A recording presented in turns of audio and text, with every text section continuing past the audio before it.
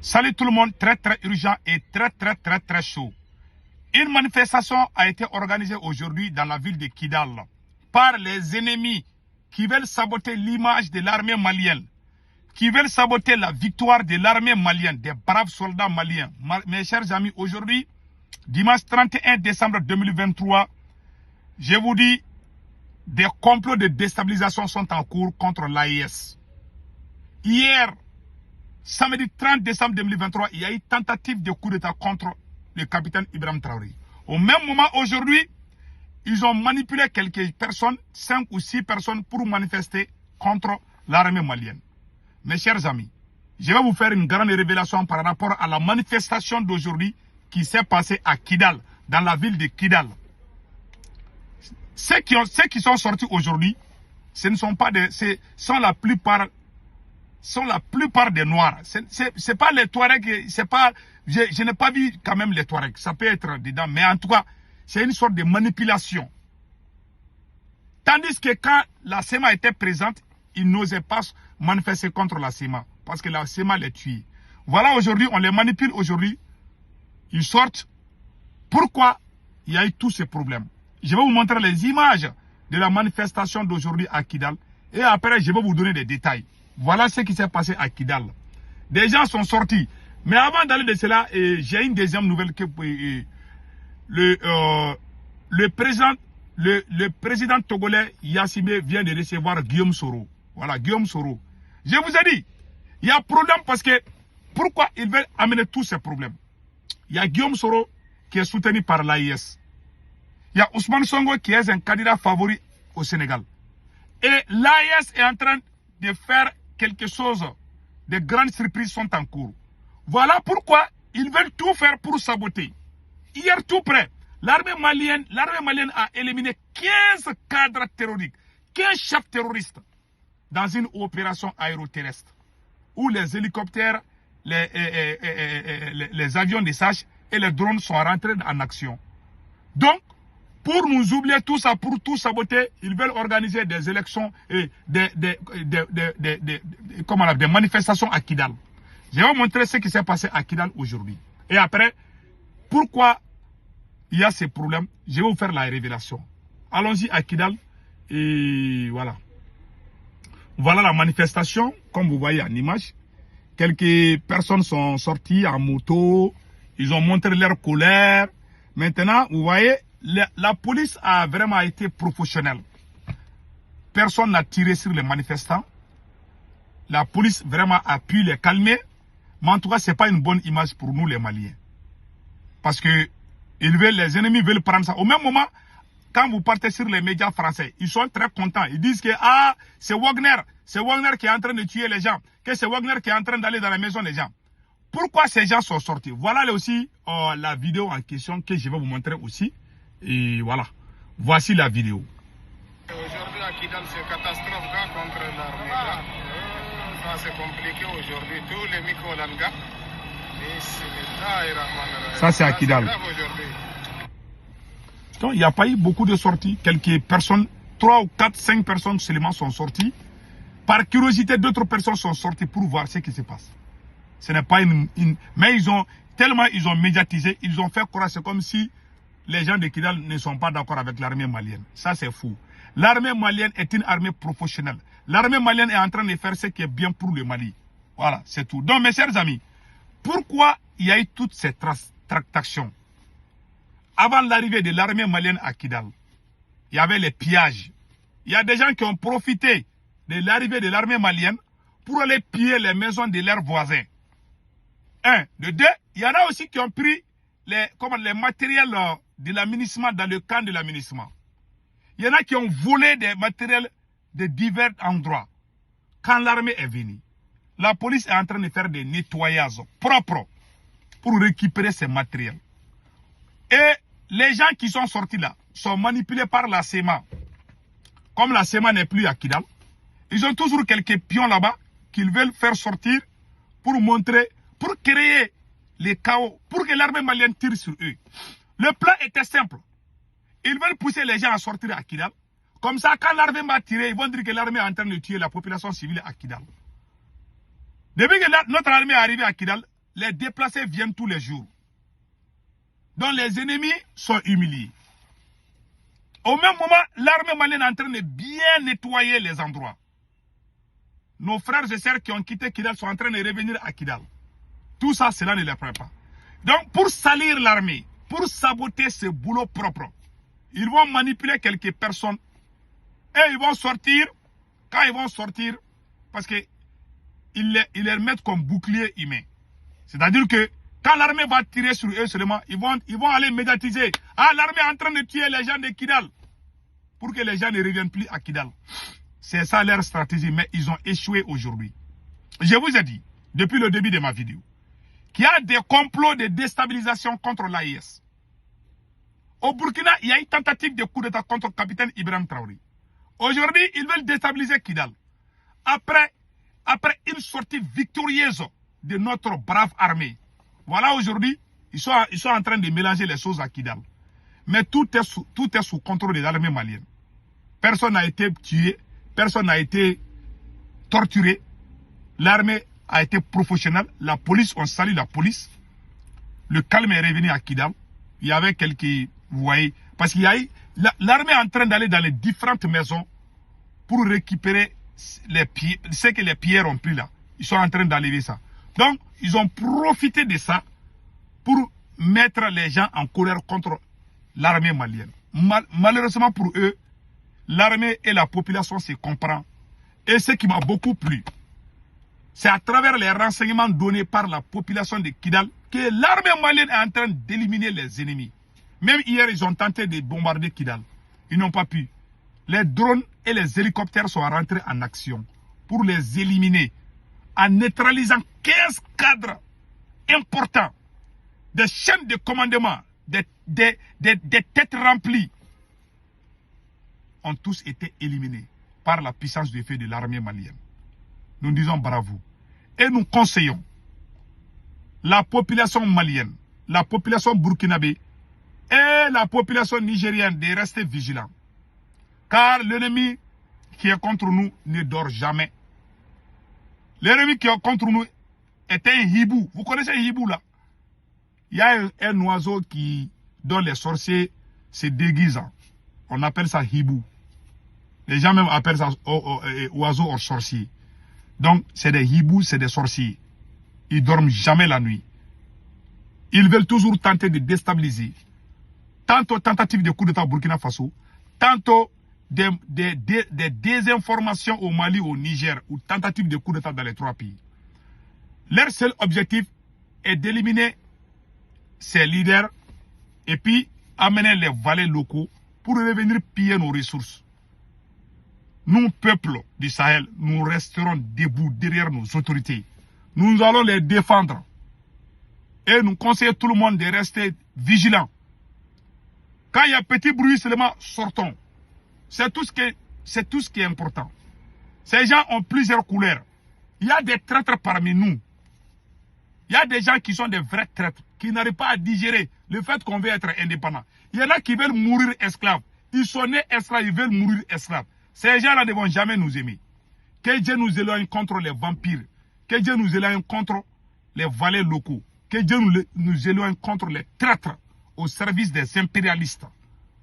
Voilà ce que je voulais vous dire aujourd'hui. Restons vigilants. Et ce qui s'est passé à Kidal m'a trop touché. Mais c'est la vie, ça va aller. N'oublions pas que nous sommes en train de détruire la France à petit feu. Imaginons que Ousmane Sonko devient président du Sénégal. Que Guillaume Soro devient président de la Côte d'Ivoire. C'est fini pour la France. Et c'est cette démarche qui est en train d'être faite. Et ça marche bien. Donc, vous voyez même aujourd'hui le président togolais, Faure Gnassingbé, a reçu Guillaume Soro. Guillaume Soro est au Togo aujourd'hui. Vous voyez? Guillaume Soro a été reçu par le président Faure Gnassingbé, comme vous voyez en image.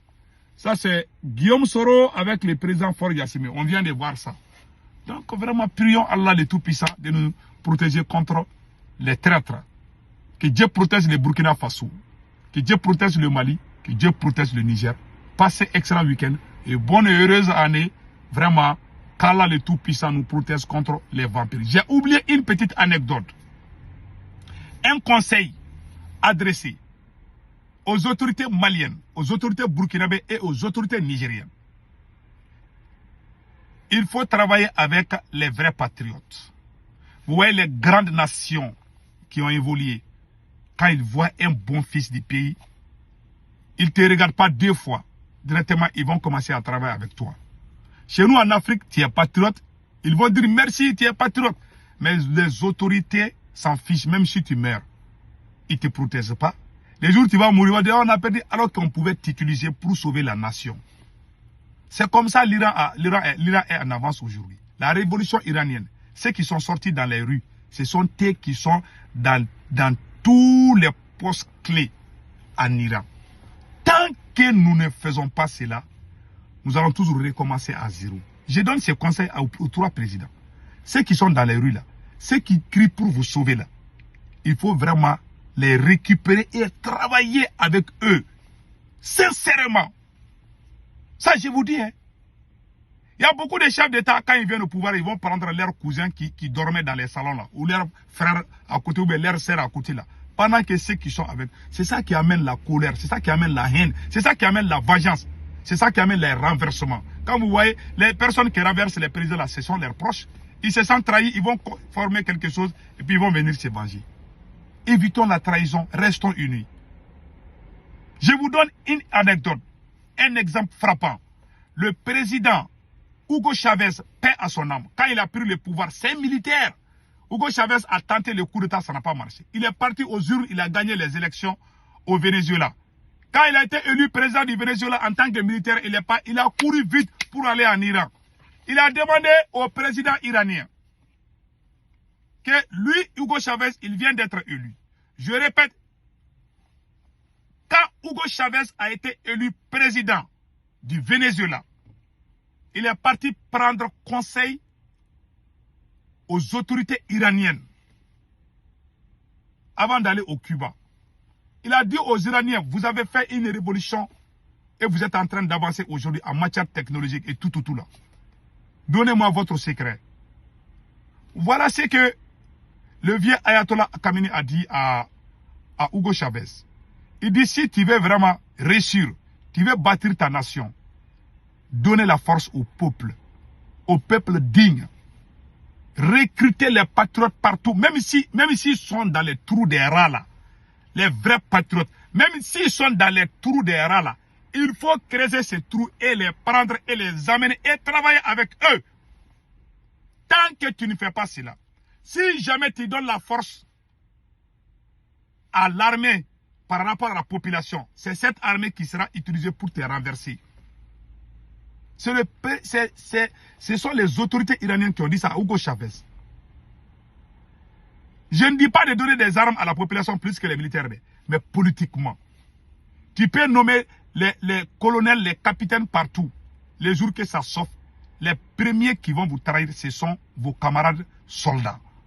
Aucun civil n'a jamais fait coup d'État. En tout cas, depuis que je suis né là, je n'ai jamais entendu qu'un civil a fait coup d'État. Tous les coups d'État, c'est les militaires. Ça, c'est un exemple.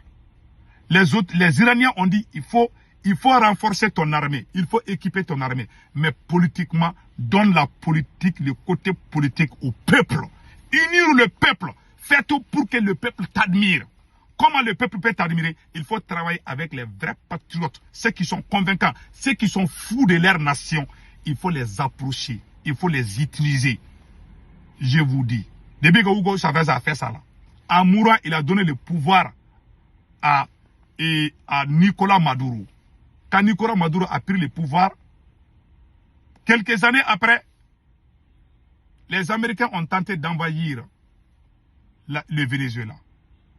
Le monsieur avait 4 millions de réservistes. Je vais vous faire une grande révélation aujourd'hui.